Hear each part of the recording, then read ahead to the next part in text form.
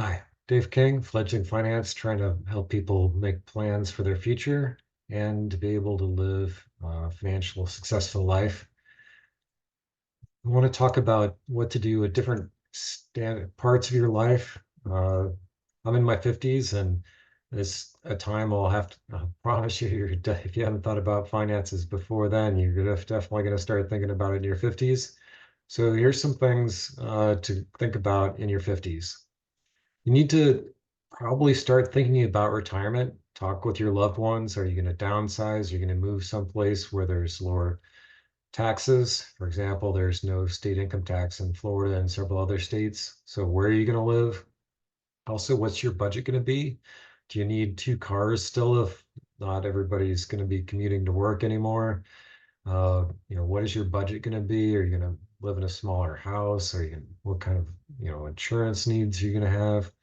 You should be able to pay off your debts at this point. You shouldn't have student loans. You should be able to have credit card debt you can pay off each month. Uh, Consider paying down your mortgage.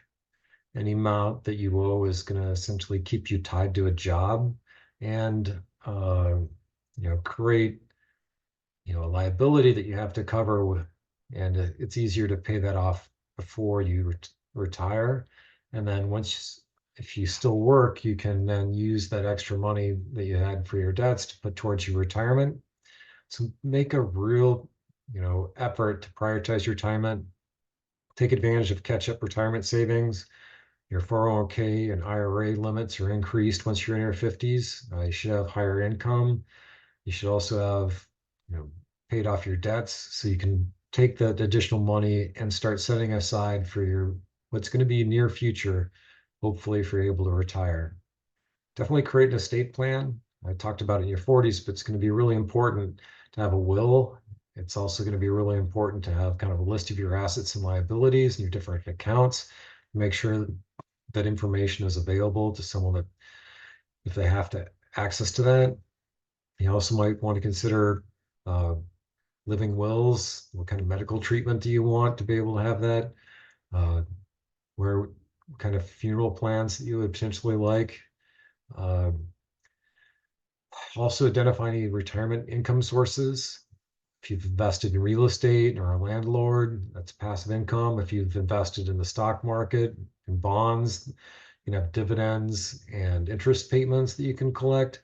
But also, if you've worked for 10 years or 40 qualifying quarters, you'll also be eligible for Social Security at your retirement age, which is the earliest to 62 with the discount. And then for most people, a full retirement age at 67, and then age 70, uh, your maximum benefit.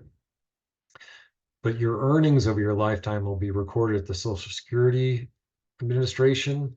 They have a website. You can log into that and be able to see a record of your earnings and a forecast or an estimate of what your Social Security incomes could be at different points in your time.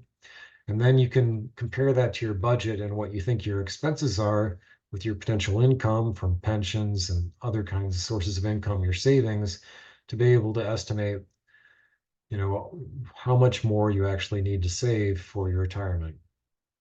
Uh, it's pretty likely over 50% that if there's a couple that one of them will probably need long-term care.